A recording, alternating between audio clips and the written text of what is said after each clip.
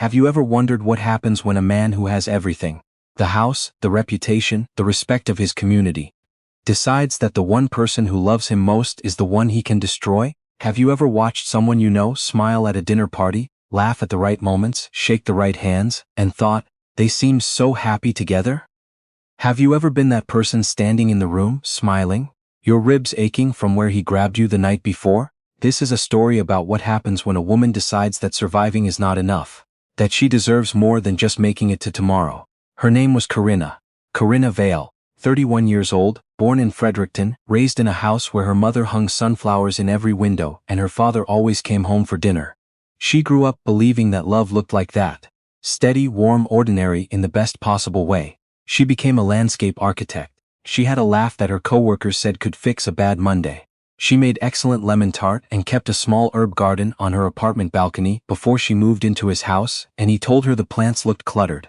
His name was Stafford Hale, 12 years older than Corinna, partner at a commercial real estate firm in Ottawa, the kind of man who was described in every introduction as successful. He wore that word like a second skin. He had the handshake, the tailored jacket, the ability to walk into any room and make it feel like he had already owned it for years. They met at a charity gala for a children's literacy foundation. Ironic, later, that a place meant to celebrate the power of words was where Corinna's own voice began its long, slow disappearance. She was there with a colleague. He came to her table to compliment the centerpiece. She had designed them, small arrangements of white cedar and dried wildflower, and he looked at her like she was the most interesting person in the room. He asked her questions. He listened to the answers. He laughed at things she actually said, and not at things he wished she'd said. He called the next morning. For 8 months, Stafford was the kind of man women described to their friends with a kind of disbelief. He remembered that I mentioned my grandmother's birthday. He drove 2 hours to bring me soup when I had a cold. Corinna's mother, Helice, met him at Thanksgiving and pulled Corinna into the kitchen afterward and whispered, "He's the real thing, sweetheart." Corinna believed her. They married on a Saturday in September, the kind of Canadian fall day that looks like something off a calendar. Maple trees burning red and gold, the air sharp and clean.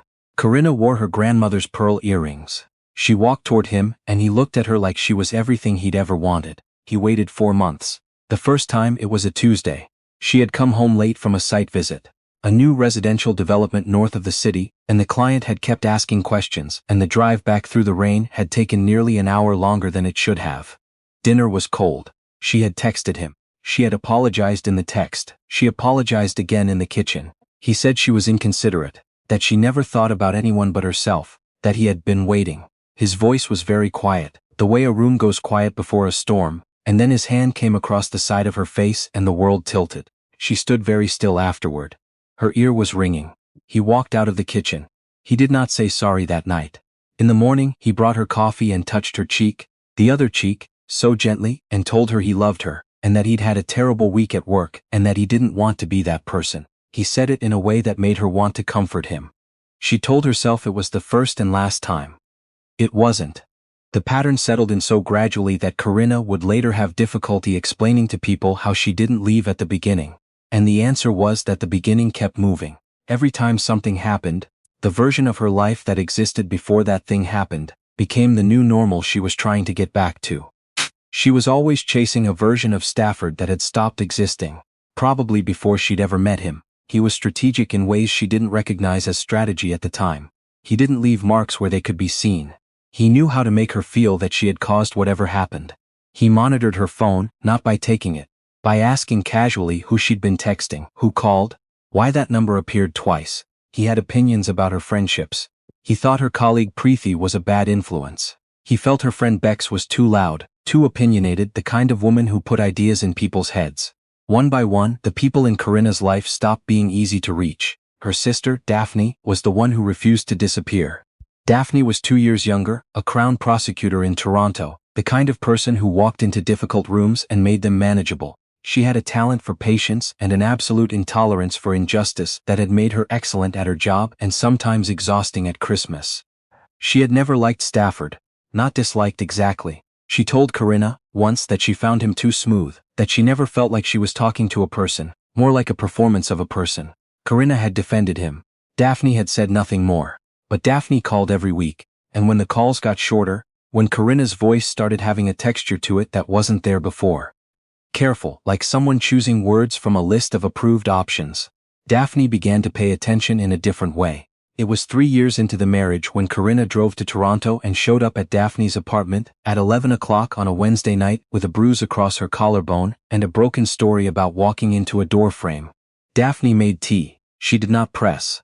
She let Corinna sit on her couch under the old quilt their mother had made, and she waited, and eventually the whole thing came out. Not the full history yet, just enough. Enough that Daphne understood exactly what was happening and what kind of patience it was going to take. She did not tell Corinna to leave. She knew better than that. She had seen it in her work. How many women walked back through the door they just escaped when someone pushed too hard, too fast? Instead, Daphne said, "Whenever you're ready, I'm here. And in the meantime, would you be willing to document things?" That was the beginning of what came next. Corinna started small. She had an old phone that she'd kept in the back of her winter coat pocket, something she'd never gotten around to recycling. Daphne set it up for her on a separate account. A separate cloud backup that went to a server Daphne managed. She showed Corinna how to take photographs with the timestamp embedded. She told her, "Write it down, every time, date and time and what happened. Don't keep it anywhere he can find it.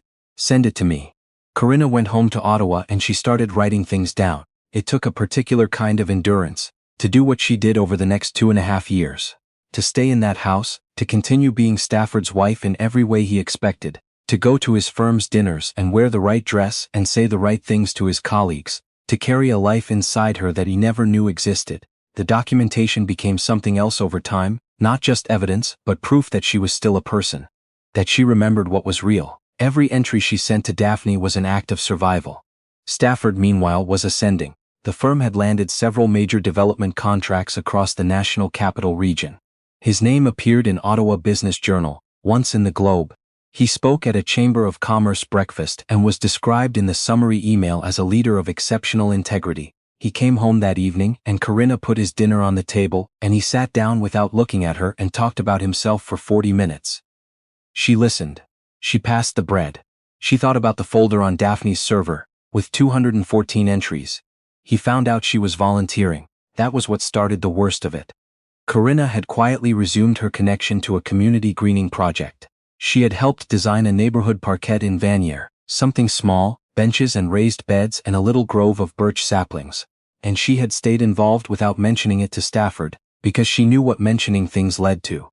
Someone on the project committee posted a photo to the organization's social media. Stafford followed the organization.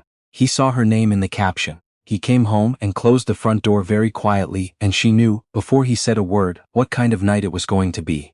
Afterward, she lay on the bathroom floor and looked at the ceiling and realized something had changed inside her.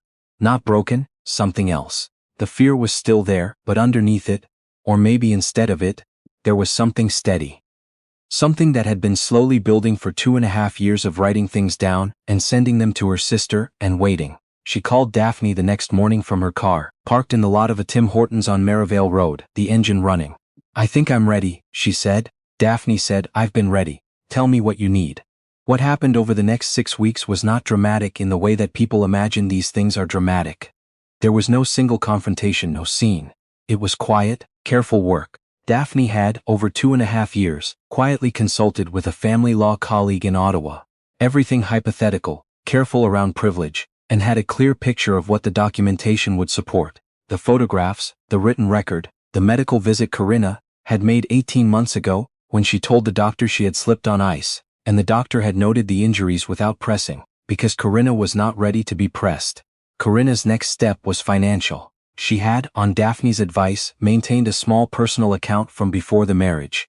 Technically joint access, but in practice untouched by Stafford because he managed money through his business accounts and rarely looked at smaller figures. Over the last year, she had deposited portions of her freelance income into it directly, not enough to be noticed. Enough. She gave notice quietly to her landscape firm that she would be temporarily relocating for a family matter. She arranged, through a colleague who knew better than to ask questions, to have a few weeks of remote work. She told Stafford she was going to Fredericton to help her mother with some repairs to the house. Stafford said, "How long?" "Just a week or two," Corinna said. "Mum's been having trouble with the porch." He said, "Try not to overstay. You know how you get around your family," she said. Of course. She packed one bag. She left nothing that she needed. She was in Fredericton by 11 the next evening, sitting at her mother's kitchen table, while Heloise made decaf, and didn't say a single thing about being right about him, which was the most generous thing she could have done. The filing was coordinated between Daphne and the Ottawa family lawyer the following Monday. Daphne had organized the documentation into a format that was clear, chronological, and devastating in its specificity. 261 entries over 2 years and 8 months. Photographs. Medical records, once the doctor agreed to provide a supporting note. 3 voice recordings that Corinna had managed to capture on the secondary phone. Not enough by themselves, but enough in context. Stafford was served on a Thursday morning.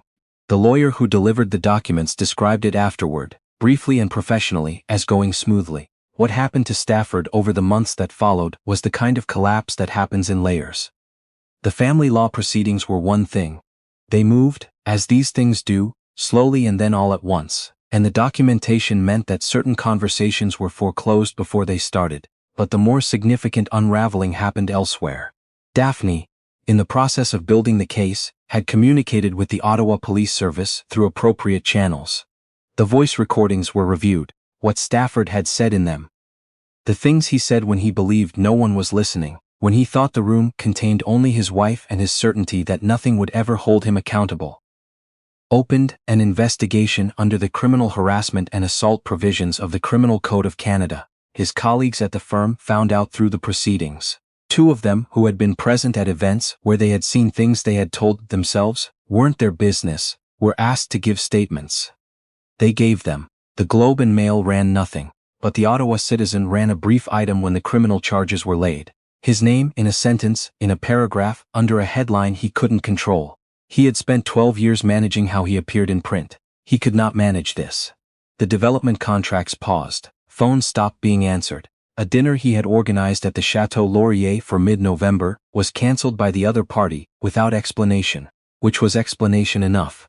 Stafford Hale, who had walked into rooms for more than a decade and owned them before he arrived, found that the rooms had started to be somewhere he was not welcome. Corinna did not watch this happen in real time. She was not following his news or tracking his fall. She was in Fredericton with her mother, and then in Toronto with Daphne, and she was doing the slow, unglamorous work of remembering who she was outside of his opinion of her. She went back to the parquet in Vanier through video call with the committee, because she wanted to see how the birch saplings were doing. They were doing well. They were small and a little windswept, the way young trees are before they've had time to grow into their own strength, but they were rooted and they were alive. She found a therapist in Ottawa, Dr. O'Cake, who came recommended by her family doctor and who had a dry, steady manner that suited Corinna, and she started the work of understanding the years she had just come through. Not performing the understanding, not narrating it for anyone else's comfort. Actually doing it. She started designing again. Not just the contractual site plans, but the creative work she had quietly stopped doing when Stafford decided the large drawing table in the second bedroom took up too much space. She drew parks. She drew gardens for houses that existed only in her imagination. She drew something for her mother's backyard. A small terrace with a climbing rose and a bench that faced the afternoon sun. And then she built it over a weekend in late spring, her hands in the dirt, her mother bringing out sandwiches and asking questions about root depth and drainage. And it was one of the best days Corinna had had in years. The criminal matter concluded the following autumn. Stafford Hale pleaded guilty to criminal harassment and 2 counts of assault. The judge, in sentencing, noted the duration and deliberateness of the conduct, the abuse of a position of trust, and the impact on the victim as documented in the pre-sentence materials. He received a sentence of 22 months in a federal facility, with 3 years of probation to follow, and a 10-year firearm prohibition, and a restraining order with conditions that Daphne had helped ensure were specific and enforceable. Corinna was not in the courtroom when the sentence was read.